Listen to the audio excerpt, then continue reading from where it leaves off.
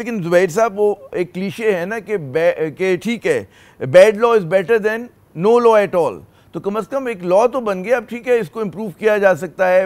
जो वारंट के बगैर अगर मतलब है लोग सुन लेते थे, टेप कर लेते थे, कल को जाके आप इंट्रोड्यूस करा सकते हैं। तो आगाज़ तो सही हुआ जी।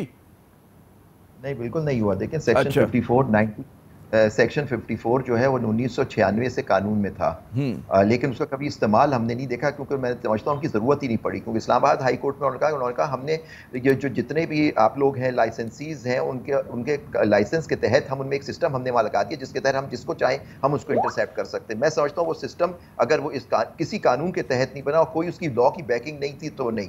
लेकिन मेरा कहना यह है कि सेक्शन 54 फिर अगर ये सेक्शन 54 था, नेशनल सिक्योरिटी की बात कर रहे हैं, प्रिवेंशन ऑफ क्राइम की बात कर रहे हैं, तो फिर फेयर ट्रायल एक्ट जो आया 2013 में उसमें सब चीजों को कवर किया। आपको क्या है, आपके पास पावर है, आपका शेड्यूल में और लॉज उसमें ऐड कर दीजिए जिसके लिए आप सर्वे से पॉइंट ये है आपने जज के पास नहीं जाना, वारंट नहीं लेना, आप जिसको चाहेंगे जो चाहेंगे। हम एक पुलिस स्टेट बन गए सर। ये सिर्फ पुलिस स्टेट में होती हैं चीजें कि जी इस तरह से होता है। देखिए अमेरिका जैसे मुल्क में लोग कहते हैं जी वहां वायर टेपिंग हो गई, यहां हो गया, लेकिन इशू ये है कि वहां भी ये जब चीजें हुई, कुछ सुप्रीम कोर्ट ने वहां फैसले किए, वो बाद में ओवर रिवर्स हुए और जो माइनॉरिटी थे वो मेजॉरिटी में चेंज हुआ। उन्होंने कहा कि नहीं वायर, फिर उन्होंने वहां कानून बनाया और यही बनाया कि वारंट के बगैर आप नहीं कर सकते। बिल्कुल आप करें, नेशनल सिक्योरिटी को कोई नहीं कहता कि नेशनल सिक्योरिटी में आप ना करें, लेकिन नेशनल सिक्योरिटी आप डिफाइन तो करें क्या है। आपने उठा के एक जनरल पावर दे दी, कोई उसकी रेगुलेशन नहीं है। देखिए आर्बिट्री पावर नहीं दी जा सकती। आपने उठा के कह दिया कि आप करें, आपने डिफाइन नहीं किया किस किस का हो सकता है, किस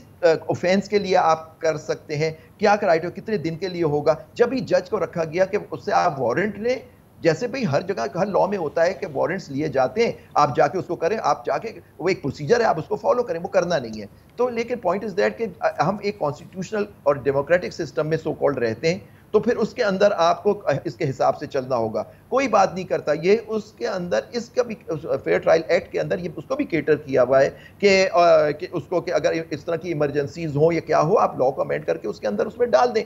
आप देखिए 1895 टेलीग्राफ एक्ट था, अंग्रेजों के जमाने का था, उसमें एक सेक्शन 52 ऐड किया गया, उसमें भी पब्लिक इमरजेंसी की बात की गई और सारी बातें की गई। वहां आपको कहना होता है कि जी आप जब ऑर्डर पास करते हैं, आप ये पब्लिक इमरजेंसी है इसलिए मैं ये ऑर्डर पास कर रहा हूं, कोई रिक्वायरमेंट है। यहां तो उनका नेशनल सिक्योरिटी, आपने सिर्फ लॉ को रिप्रोड्यूस किया, उस नोटिफिकेशन पर उठा के पावर दे दी। सर इस तरह से नहीं होता, क्योंकि आइन के तहत आप कोई एब्सोल्यूट पावर नहीं दे सकते किसी को। आपके ऊपर चेक्स एंड बैलेंसेस होने होते हैं, क्योंकि आर्टिकल 19 जो है आपका freedom of speech, fair trial, 10A, article 4 कि everybody has to be treated according with law, ये सारी चीजें आपके आएंगे। और डिस्क्रिमिनेशन नहीं होना चाहिए कि आप पिक एंड चूज करें, अपने मुखालिफिन के खिलाफ उसको इस्तेमाल करें। क्या गारंटी है कि ये मुखालिफिन के खिलाफ नहीं होगा। और आप देखिए बड़े बड़े स्कॉलर्स, थॉमस पेन ने 1795 में कहा था कि जो लोग हुकूमत में होते हैं उनको उन पर ज्यादा जिम्मेदारी होती है कि वो इन चीजों को रोकें, क्योंकि अगले फिर बाद में नहीं रोकेंगे, अपने मुखालिफिन के खिलाफ उसको इस्तेमाल करेंगे, फिर यही चीज उनके खिलाफ इस्तेमाल होगी।